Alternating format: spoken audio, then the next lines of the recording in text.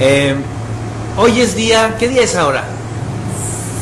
7 de julio. Hoy es 7 de julio. Estamos en el Comité Municipal de el Movimiento Regeneración Nacional. ¿Cuál es tu nombre? Soy licenciado Verónica Peña Cortés. ¿Tienes algún... bueno, tengo aquí un escrito que tú nos hiciste favor de redactar. Un escrito donde platicas de tu experiencia en el PREP. Fuiste empleada, eres empleada del Instituto Federal Electoral. Estamos aquí en Gómez Palacio, Durango. Frente de estas oficinas está el Instituto Federal Electoral, el Distrito 2. ¿Me repites tu nombre y qué cargo tenías ahí? Ok, soy licenciado Verónica Peña Cortés y mi cargo era capturista de datos en el CEDAT 02 del estado de Durango. Primero que nada quisiera aclarar que yo no pertenezco a ningún tipo de partido, soy totalmente apartidista. La razón, el por qué estoy redactando esta carta es simplemente como ciudadana, independientemente de haber trabajado para el sistema o para el PREP, creo que hubo unas ciertas anomalías que a mi juicio como ciudadana quisiera que fueran aclaradas. Y por este motivo es que expreso en esta carta las inquietudes que tengo como ciudadana, independientemente de haber sido capturista del PREP. ¿Y qué sucedió que te llamó la atención para hacer este escrito? Ok, la cuestión, lo que más me inquietó fue el hecho de que en cierto momento del día lunes 2 de julio, las PCR, que son las terminales de captura remota, en la terminal nosotros capturábamos lo que eran los votos que nosotros copiábamos, obviamente, de las boletas entregadas por los representantes de partido y por los funcionarios de casilla. Nosotros al estar capturando vimos infinidad de inconsistencias con el número de votantes y con las boletas sacadas de las urnas, pero como regla oficial o como forma de operación del PREP, nosotros no tenemos ni la capacidad de hacer ni corregir esos errores, nosotros solamente capturábamos tal cual venían en las actas. Hubo un momento en que había una diferencia, se mantuvo una diferencia de más de 1 millón de votos entre el candidato de la coalición Peña Nieto y del candidato López Obrador. Se mantuvo estable y en un momento del 2 de julio... ¿Estable a qué te refieres? ¿Estable a qué te refieres? En que no era tan cambiante el porcentaje, se mantenía en un 3% de diferencia y había una cantidad considerable que faltaba aún de casillas por capturar y que podría darse tal vez un empate virtual. O sea, nosotros pensando que realmente pues no era mucha la diferencia entre un candidato y otro.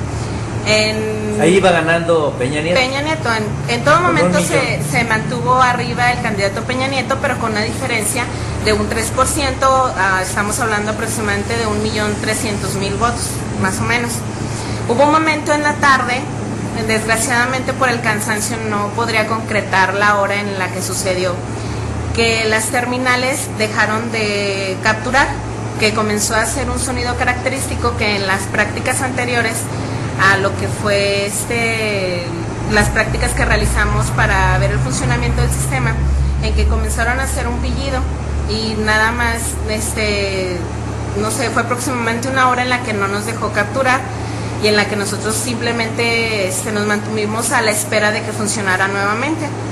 De igual manera, las páginas del PREP dejaron de subir datos o de haber un cambio en su estadística en la captura. ¿A nivel nacional? A nivel nacional, por ende entendimos que la falla había sido a nivel nacional.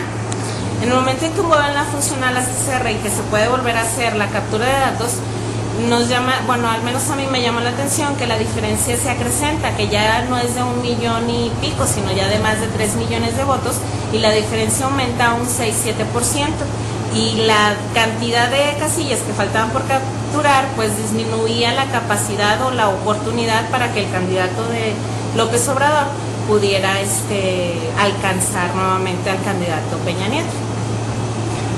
¿Y a ti qué te llama? ¿Qué observación haces respecto a esta situación? Pues que si en ese momento hubo una detención del sistema y que no se podía hacer la captura ya de votos, porque se acumularon más de 2 millones de votos en un lapso en el que se supone que las terminales dejaron de capturar, o al menos fue lo que nosotros consideramos que pasó a nivel nacional, porque la página dejó de tener movilidad numérica. ¿Esto no recuerdas aproximadamente a qué horas? La verdad no puedo precisar la hora, pero... 1, 2, 3 de la mañana, 4, 5... No, fue el lunes en la tarde como... lunes en la tarde. Es que no quisiera dar una hora exacta, no, porque pero el cansancio, no sé, como entre las 4 de la tarde aproximadamente, fue que sucedió esa anomalía. ¿¿Por qué estaban ustedes tan atentos a esto? Como cualquier ciudadano, estaban atentos al movimiento de la captura de datos.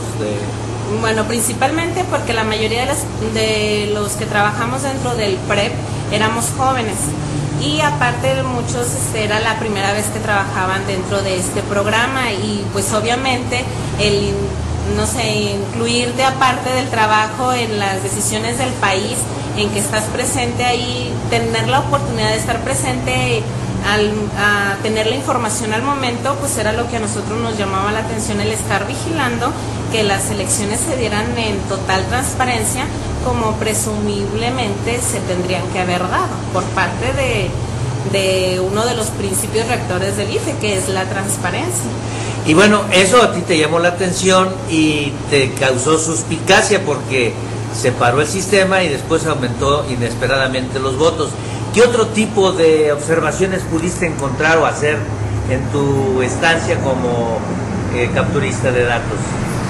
Bueno, principalmente la incongruencia en el llenado de las boletas. Creo que la capacitación quedó mucho o dejó mucho que desear por parte del instituto. No sé si la capacitación que antes se les dio a quienes iban a capacitar a los funcionarios de casilla también no sea la adecuada, puesto que el llenado de las boletas no es algo muy difícil de hacer.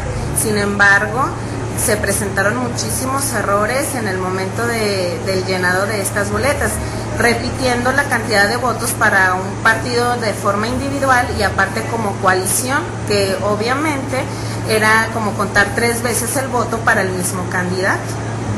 Y en cuanto a la cuestión de la ilegibilidad y ausencia de datos, ¿cómo es que pudieron reportar tan pronto la información si había una gran cantidad de observaciones, de inconsistencias, ¿no?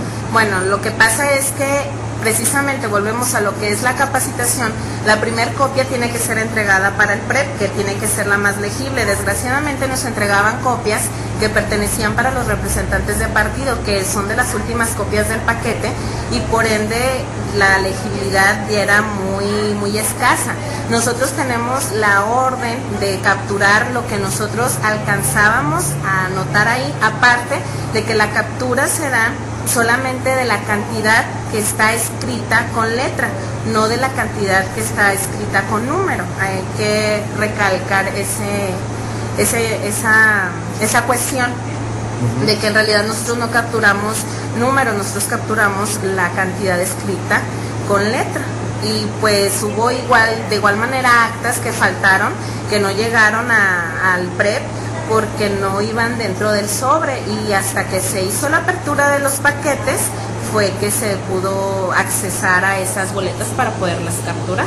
Por eso aquí en el Distrito 2 hubo más de 300 inconsistencias, porque se tuvieron que abrir más de 350 paquetes, ¿verdad? Creo que la verdad no tengo exactamente el dato, pero sí, en realidad sí hubo mucha inconsistencia, pero yo creo que independientemente de las fallas que pudo haber tenido el PREP, es también mucho que ver la capacitación de los funcionarios, que en su momento no supieron dónde colocar las actas, ni que el sobre PREP iba por fuera del paquete, y por ende nosotros no tenemos acceso a abrir un paquete electoral, y esas actas se fueron como ausencia. En esencia, tu participación, tu comentario es por la observación que hiciste en esa falla del PREP y que de repente aparecen como 3 millones en favor de Peña Nieto. Sí, en realidad es la inconsistencia que más me hizo dudar o que me provocó inquietud para poder resolver, porque en realidad no considero que es algo muy extraño. ¿Le harías alguna sugerencia a los partidos políticos, por ejemplo, en este caso al representante del movimiento de izquierda, Andrés Manuel López Obrador, en cuanto a esta falla del PREP? ¿Qué sugerirías tú? Bueno, no sé si mediante se puede hacer la petición, una petición escrita al instituto para que se le dé un análisis o que le dijera el correcto funcionamiento del PREP, si en algún momento hubo alguna falla en el sistema, si se dio a nivel nacional, si fue solamente en unos estados, si fue solamente en una ciudad, en qué forma fue que se generó esta falla, cómo se resolvió y cuánto fue el tiempo en que duró esta falla y qué aconteció durante esta pequeña falla. O sea, si en realidad hubo repercutió en lo que fue la contabilidad de los votos a nivel nacional. ¿Cómo es la captura platícanos, cómo es la captura de los datos? ¿Por qué te llamó tanto la atención esta situación? La captura de los datos se da de una forma doble. Nosotros tenemos que hacer la captura, tiene que ser doble la captura para evitar precisamente que exista inconsistencia de la primera captura a la segunda. Si existe una diferencia de cantidad, la misma máquina con un sonido diferente al común de la captura nos señala que hay que volver a capturar la cantidad correcta. La verificación que se da aparte de esta doble captura es precisamente también para que los verificadores señalen si existió un error en la captura y nosotros inmediatamente capturar la cantidad correcta. Y cuando ustedes capturan una información, ¿qué candados de seguridad hay para constatar que capturaste y que ya se recibió la información?